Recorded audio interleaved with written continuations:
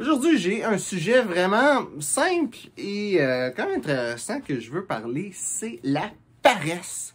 Et on dirait qu'on est dans une époque où le monde est paresseux.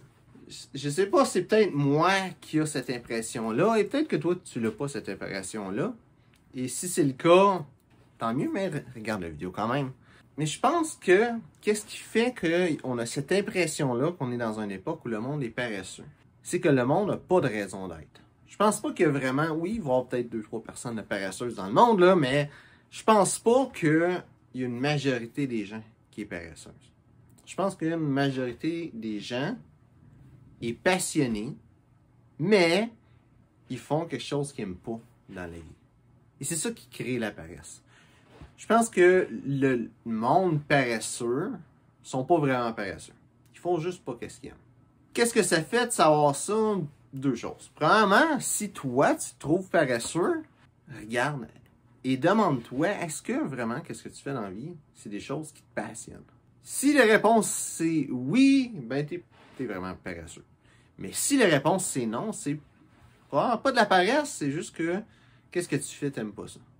Puis dans ce cas-là, trouve quelque chose que t'aimes, prends vraiment le temps de t'asseoir, de regarder, d'essayer des choses, de découvrir qu'est-ce que t'aimes, de trouver une façon de faire ça tout au long de tes journées, toute ta vie, de trouver une job qui va être autour de qu'est-ce que t'aimes. Puis en faisant ça, ben, la paresse va disparaître, tout simplement. L'autre chose que ça amène de savoir ça, c'est au niveau des personnes autour de toi. En tant que chef d'entreprise, en tant que leader, en tant que quelqu'un qui a une équipe, même peu importe c'est quoi l'équipe, ton équipe, chaque personne individuellement, s'ils n'aiment pas ce qu'ils font, ben, ils vont couper les coins ronds. Ils vont faire le minimum pour cette chose-là. Et c'est le fun de savoir ça parce que tu peux réattribuer les tâches. Tu peux faire en sorte que les affaires qu'une personne n'aime pas, mais trouver comment est-ce que cette personne-là soit peut aimer cette chose-là, soit qu'elle peut avoir quelqu'un d'autre qui le fait à sa place et que cette personne-là fasse autre chose qu'elle aime, qu'elle va être beaucoup plus productive. En faisant ça, tu vas gérer les différentes actions qui vont être à faire dans ton entreprise en fonction des personnes. Et quand tu as une équipe qui fait tout ce qu'ils aiment, mais ça va faire en sorte que qu'est-ce qu'ils font, ils vont mieux le faire.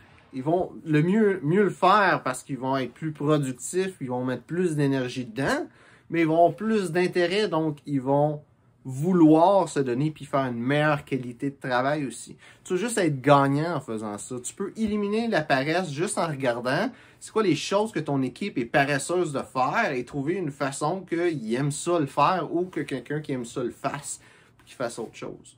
Juste ça, ça va éliminer la paresse dans ton entreprise. Ça va faire en sorte que le monde va se donner à fond et tu vas avoir des résultats encore meilleurs.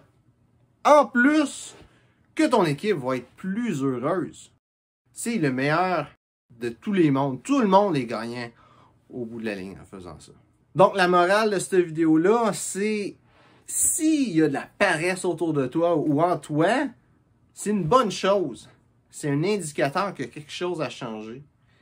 Et tout ce que tu as à faire, c'est changer cette chose-là. Tes résultats vont changer et la paresse va disparaître.